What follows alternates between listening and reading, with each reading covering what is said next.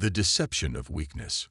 Grand Admiral Vexera of the Syndicate stared at the holographic display of the small blue planet. Earth, as its inhabitants called it, rotated slowly in the center of the command deck. Her silver-scaled skin reflected the blue globe as she circled the projection, 6 digits tapping thoughtfully against her ceremonial armor. "This is the world you propose we harvest next?" she asked, yellow eyes narrowing at her chief strategist. Strategist Krell bowed slightly, his long neck bending gracefully. "Yes, Admiral. Our scans indicate a primitive civilization. They've barely left their atmosphere, their spacecraft are rudimentary, and they still rely on chemical propulsion. Their planet is rich in resources and biodiversity, perfect for our needs." The massive battlecruiser Inevitable Conquest hung in the darkness beyond Pluto, hidden from Earth's primitive detection systems.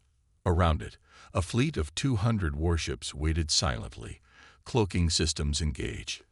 The Syndicate had conquered 17 worlds in the last cycle, adding their resources and suitable populations to their ever-expanding empire.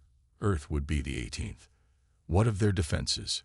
Vexera asked, walking across the obsidian floor of the command center. "Negligible," replied Krell with a dismissive wave of his clawed hand. "Projectile weapons, basic explosive devices, and rudimentary nuclear capabilities. Nothing that could challenge even our smallest vessels. They are divided into nation-states that constantly fight amongst themselves. There appears to be no unified planetary defense." Vexera nodded slowly. "Prepare a diplomatic vessel. I will assess this world personally before we commit to full invasion. The Council requires proper documentation for the archives." "Is that necessary, Admiral? Our intelligence is thorough." Vexera's eyes flashed. "The Syndicate has ruled for 10,000 cycles, because we are thorough, Strategist Krell. I will see this world with my own eyes before we claim it." Dr. Maya Chen stared at the anomalous readings on her monitor at the Deep Space Monitoring Station buried beneath the Rocky Mountains. For the 3rd time this week, something had triggered the quantum disturbance sensors at the edge of the solar system. The readings were unlike anything in their database. She reached for her secure phone and dialed a number few people knew existed. "This is Chen. Authorization Delta 97 Epsilon. I need to speak with Director Harrington immediately." Moments later, a gruff voice answered. "Chen, this better be important." "Sir, we've detected another quantum ripple near Pluto. Same signature as before, but stronger. I think they're moving closer." A lengthy silence followed. "You're certain?" "Yes, sir. The pattern matches the theoretical models for high-level spatial displacement. Someone's out there, using technology far beyond anything we've publicly acknowledged." "Understood. Implement Protocol Sleeping Giant. I'll notify the Council." Maya felt her heart race. Protocol Sleeping Giant was something she'd been briefed on once, years ago, a contingency so classified that most world leaders weren't aware of its existence. "Sir, does this mean?" "It means exactly what you think it means, Dr. Chen. They found us. Prepare your team. The deception ends today." Across the globe, deep underground facilities hummed to life. In the Mariana Trench, beneath Antarctic ice, in mountain ranges and desert wastelands, places chosen specifically because they were difficult to monitor. Massive doors slid open for the first time in decades. Director William Harrington stood in the central command hub of Bastion Alpha, buried 2 miles beneath the Utah desert. Around him, officers in unmarked uniforms monitored systems coming online, systems that officially didn't exist. "Status report," he demanded, eyes fixed on the main display showing Earth and the approaching anomalies. Colonel Lisa Reyes responded without looking up from her console. "All Sentinel stations report ready status. The Luna base is powering up defense systems. The Mars garrison is on high alert. The Jupiter and Saturn platforms have activated their cloaking systems and are awaiting orders." Harrington nodded. "And the fleet?" "The Home Guard is at full readiness. 2,000 vessels prepared to launch. The Deep Space Fleet is maintaining position in the Kuiper Belt, awaiting your command. Admiral Torres reports that all 498,000 ships are combat-ready. Tell them to hold position. We maintain the deception until the visitors show their hand. For 70 years, Earth had maintained the greatest secret in human history. While publicly struggling with primitive rockets and celebrating minor achievements in space exploration, a shadow program had been developing in absolute secrecy. It had begun in 1947 with the recovery of alien technology in New Mexico.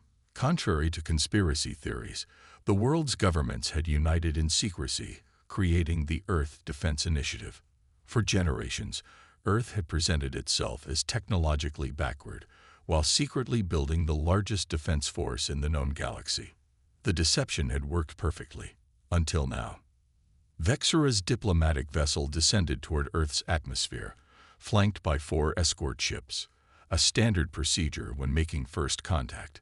The ships were impressive, but not overtly threatening. The goal was to demonstrate superiority while inviting peaceful surrender. "We are being scanned," reported the sensor officer. "Primitive radar systems, nothing concerning." Vexura nodded, studying the approaching planet. "Open a broadcast channel using their dominant communication frequencies. Let us introduce ourselves." Across Earth, communication systems were hijacked as Vexura's image appeared on screens worldwide. Her alien appearance, humanoid but clearly not human, with silver-scaled skin, yellow eyes, and an elongated head, caused immediate panic in cities where the transmission appeared on public displays. "People of Earth," she began, her voice translated into multiple languages simultaneously. "I am Grand Admiral Vexura of the Galactic Syndicate. Your world has been selected for integration into our empire.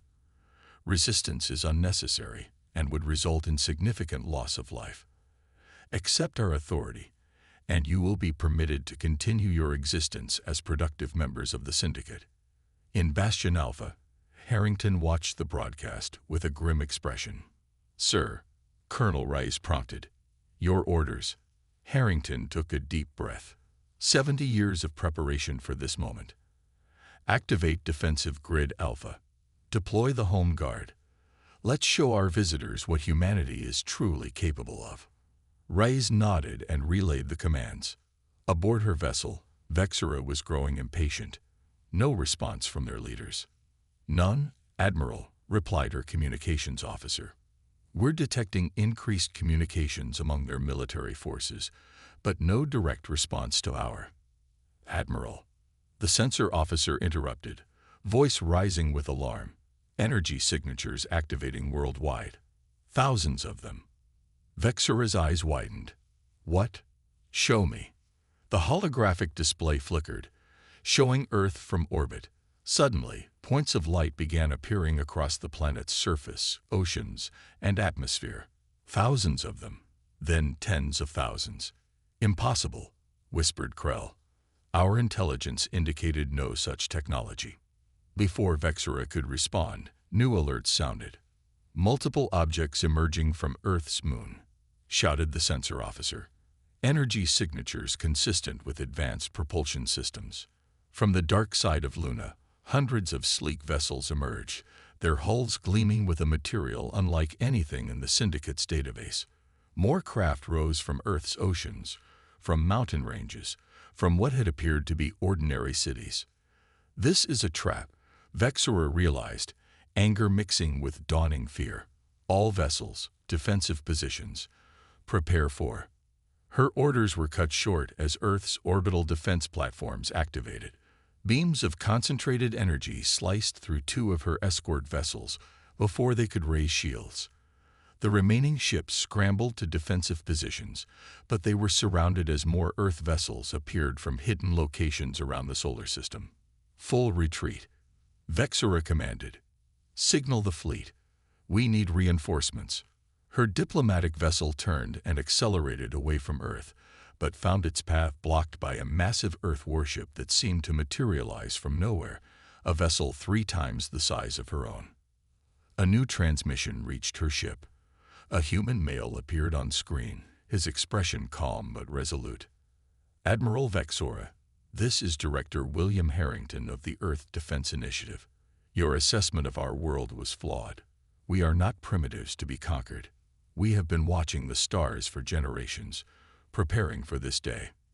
Vexera hissed in frustration. This deception will not save you. The Syndicate commands the largest fleet in the galaxy. We will return with force that will overwhelm whatever defenses you've hidden. Harrington's expression didn't change. I suggest you look to the outer solar system before making threats. New alerts sounded on Vexera's command deck as her sensors detected massive energy signatures activating throughout the solar system. From behind Jupiter and Saturn, from the asteroid belt, from hidden bases on Mars, and the moons of the gas giants, thousands more warships appeared. Admiral, her sensor officer reported, voice shaking, we're detecting 500,000 vessels throughout the system. Their technology, it exceeds our own. For the first time in her long career, Grand Admiral Vexera felt genuine fear. Harrington's voice continued, steady and determined. For 70 years, we've maintained this deception. While you watched us struggle with primitive rockets, we were building the largest defense force the galaxy has ever seen. You believed Earth was helpless. That was precisely what we wanted you to believe. Outside Vexera's viewport, Earth vessels continued to appear, darkening the space around her ship like an endless swarm. Return to your fleet, Admiral, Harrington said. Tell them what you found here. Tell them Earth is not for conquest. With no choice, Vexera ordered a retreat. Her diplomatic vessel limped back toward the waiting Syndicate fleet, already knowing the invasion would need to be reconsidered. Behind her, 500,000 Earth warships formed a defensive perimeter around the solar system. Humanity's hidden guardians finally revealed to the stars. The deception was over, and the galaxy would never view Earth the same way again. The revelation of strength. The Syndicate War Council chamber pulsed with tension. 24 admirals and strategists gathered around the massive obsidian table, their attention fixed on Grand Admiral Vexera as she completed her report. The humans have deceived everyone, she concluded, her voice tight with controlled fury. Their primitive space program, their divided nations, their seemingly basic technology, all an elaborate deception. Behind this facade, they'd built the largest defense force I've ever encountered. Supreme Commander Dracon, the ancient leader of the Syndicate military, leaned forward. His scaled skin had faded to pale gray with age, but his eyes remained sharp as blades. You claim they have 500,000 warships. Skepticism dripped from every word. Impossible. No civilization could conceal such a force. Vexera activated a holographic display, showing the recordings from her diplomatic vessel. The images spoke for themselves. Earth vessels materializing throughout the solar system, their numbers blotting out the stars, their technology clearly advanced beyond Syndicate capabilities. The evidence is irrefutable, she said. They allowed us to see only what they wanted us to see. While we observed them taking primitive steps into space, they were building a fleet that dwarfs our own. Silence fell over the chamber as the implications sank in. The Syndicate had ruled unchallenged for millennia, conquering world after world. Now they faced a force that made them look like children playing at war. Dracon's claws tapped a slow rhythm on the table. How did they acquire such technology? Such knowledge? Unknown, Vexera admitted. But I suspect they've had contact with advanced civilizations before, perhaps the Arcturians, or even the precursors. It sent a ripple of concern through the council. The precursors were little more than legend, an ancient species said to have seeded the galaxy with life before vanishing millions of years ago. What do you recommend, Admiral? Dracon finally asked. Vexera straightened her shoulders. We have two options. We can recognize Earth as a sovereign power and establish diplomatic relations, or we can marshal the entire Syndicate fleet and attempt to crush them before they expand beyond their system. Dracon's eyes narrowed. Diplomacy with primitives who have deceived the galaxy. Unthinkable. Prepare the armada. Every ship, every weapon.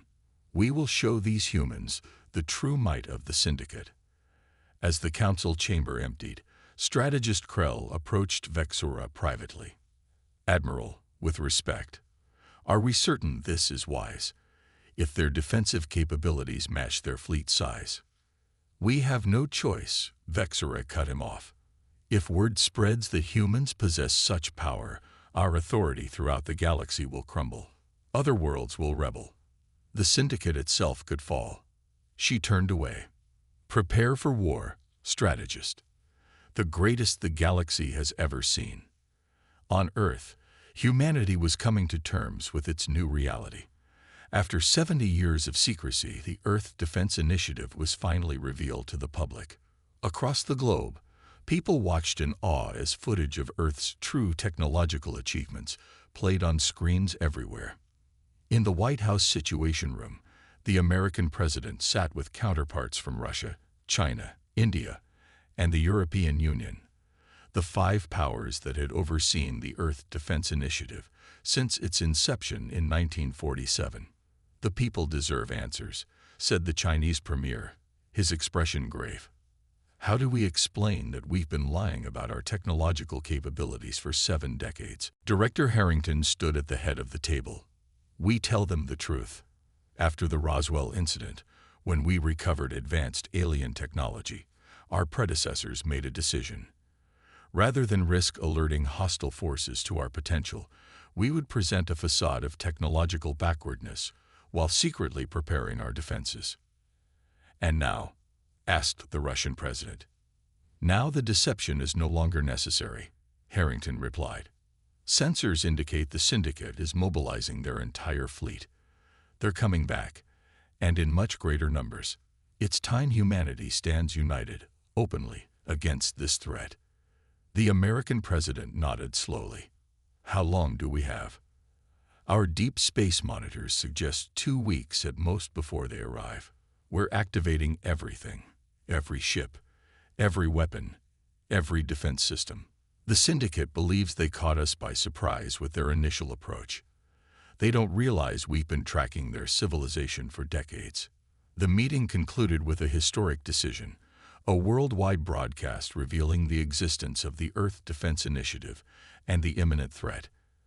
After generations of secrecy, humanity would face the stars as one. Dr. Maya Chen stood on the observation deck of Lunar Command, watching as Earth vessels continued to emerge from hidden bases across the solar system. The sight still took her breath away. Sleek warships with technology far beyond what the public had believed possible. Admiral Teresa Torres joined her at the viewport, her uniform bearing the insignia of the Earth Defense Fleet, a design that had remained classified until days ago. "Quite a view, isn't it?" Torres said, her eyes reflecting the lights of the assembling armada. "I've worked with the initiative for 15 years, Maya replied, "and I still can't believe what we've accomplished in secret. Those ships, they're beautiful." Torres nodded. 500,000 vessels, from interceptors to dreadnoughts. The greatest fleet ever assembled by a single world. "Will it be enough?" Maya asked quietly. "It has to be," Torres said simply. "Our latest intelligence suggests the Syndicate is bringing everything they have. Nearly 300,000 ships. They've conquered 17 worlds in the last decade alone. They don't tolerate challenges to their authority." Maya turned away from the viewport. "I should return to my lab. We're still analyzing their technology based on the scans from the initial encounter." "Find me a weakness, Doctor," Torres said. "Something tells me we'll need every advantage when they arrive." The Syndicate Armada emerged from hyperspace at the edge of the solar system, a vast cloud of warships stretching across the void.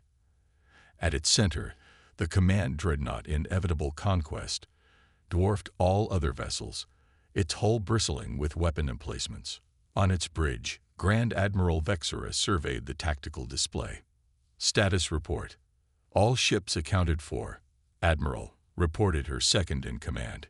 297,000 vessels, the largest force ever assembled by the Syndicate. "And the humans? Their fleet appears to be in defensive formation around their inner system. Energy signatures indicate they've activated planetary shield systems as well." Vexura nodded. "Send the ultimatum." Surrender or annihilation. No terms, no negotiation.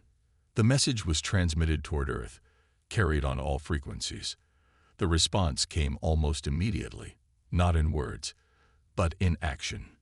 Throughout the solar system, Earth's defense platforms activated simultaneously. Massive energy signatures lit up Vexura's sensors as weapon systems beyond the Syndicate's understanding powered up. From the asteroid belt, from the moons of Jupiter and Saturn, from Mars and Venus, from Earth itself, the human defensive network awakened. And then, from behind every planet, every moon, every significant asteroid, Earth's warships appeared. They had been waiting in perfect position, hidden by technology that rendered them invisible even to the Syndicate's advanced sensors. 500,000 vessels, arranged in a three-dimensional battle formation that encompassed the entire solar system. They had anticipated the Syndicate's arrival point perfectly. "Admiral," whispered her sensor officer, "we're surrounded." For a moment, silence reigned on the bridge of the inevitable conquest. Then a transmission reached them, displaying a human female in an admiral's uniform. "Grand Admiral Vexura," she began, "I am Admiral Teresa Torres of the Earth Defense Fleet. We received your ultimatum. Here is our answer. The solar system belongs to humanity. You are trespassing." Vexura hissed in anger. "You cannot hope to stand against the Syndicate. We have ruled the galaxy for 10,000 years. Perhaps it's time for that to change." Torres replied calmly. "We have offered you the opportunity to retreat. That offer expires in 1 minute." Vexura cut the transmission. "All ships, battle formation. Target their largest vessels first." The Syndicate fleet began to advance, weapons powering up. In response, Earth's armada held position, waiting. The first Syndicate cruisers fired, energy beams lancing toward the human lines.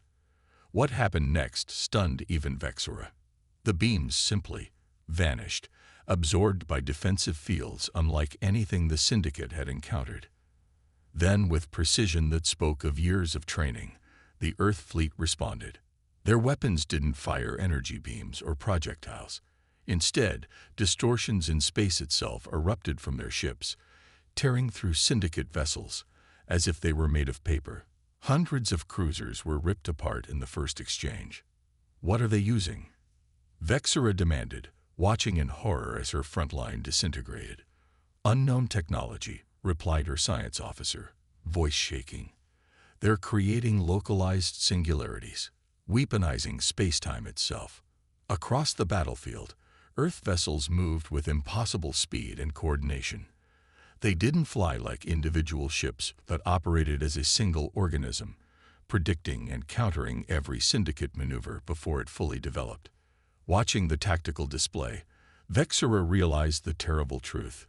The humans had studied Syndicate tactics for years. They knew exactly how the Syndicate would fight. "Admiral," her communications officer called out, "we're receiving transmissions from throughout the fleet. They're being talked to." "What?" "Individual human commanders are contacting our ship captains directly, bypassing encryption. They're offering safe passage to any who withdraw immediately." Vexura slammed her fist on the command console. "Order all ships to maintain formation. We are the Syndicate. We do not retreat." But already, she could see vessels on the edges of her fleet breaking formation, turning away from the battle. The Syndicate's perfect discipline was fracturing in the face of Earth's overwhelming force. Hours into the one-sided battle, with nearly half the Syndicate fleet destroyed or retreated, Vexura received a direct transmission from Supreme Commander Drakon himself.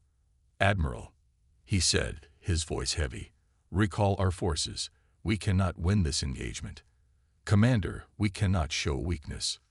"It is not weakness to recognize reality," Drakon interrupted. "The humans could have destroyed our entire fleet the moment we arrived. They chose restraint. Do not squander this opportunity." After 70 years in the Syndicate military, after countless victories and conquests, Grand Admiral Vexura gave the first retreat order of her career. As the remaining Syndicate vessels limped back into hyperspace, Admiral Torres transmitted one final message. The galaxy has changed today. Earth is no longer hidden. We have watched the stars for generations, preparing for this moment. We do not seek conquest, but neither will we be conquered. Remember what you witnessed here and spread the word. Humanity stands ready. 6 months later, Earth had taken its place among the galactic community. The revelation of humanity's true technological advancement had sent shockwaves through civilized space.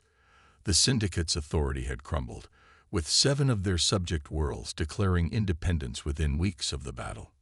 In the newly constructed Terran embassy on the galactic capital world of Centaurus Prime, Director Harrington met with representatives from 24 species. Among them was strategist Krell, now representing a reformed syndicate government after a swift and bloodless coup had removed the old leadership. Your deception was masterful, Krell admitted, studying the human with newfound respect. For 70 years, you showed the galaxy exactly what you wanted us to see. Harrington nodded. It began as a necessity. When we recovered that crashed ship in 1947, we realized how vulnerable we truly were. Rather than announcing ourselves and becoming a target, we chose patience. But the scale of your achievement, 500,000 warships, planetary defense systems, technology that surpasses much of the galaxy. How did you advance so quickly? Harrington smiled slightly. That's the irony. The ship that crashed wasn't the first contact humanity had with extraterrestrial life. There were earlier visitations, peaceful ones. Some left behind knowledge, believing we weren't ready to join the wider community yet. They underestimated human determination. Around them, the embassy hummed with activity as the first official human diplomatic corps established relations with civilizations across the galaxy. Earth had emerged from hiding, revealing not just its defensive capabilities, but its cultural and scientific achievements as well. And now, Krell asked, what will humanity do with its place among the stars? Harrington looked out through the embassy's crystal dome at the alien sky above. What we've always done. Explore, learn, grow. But now we do it without pretense, without hiding our true nature. He turned back to Krell, expression serious. For generations, we presented ourselves as helpless, watching the galaxy from behind a carefully constructed mask. That time is over. The stars have always been our destination, strategist Krell. Now, at last, we can reach for them openly. Outside the embassy, visible through the transparent dome, Earth's flagship hung in orbit, a massive vessel named Revelation. Its silhouette against the alien sun served as a reminder to all who saw it. They had believed Earth was helpless, until 500,000 warships darkened the skies. Humanity had finally stepped onto the galactic stage, not as conquerors, not as victims, but as equals. And the galaxy would never be the same.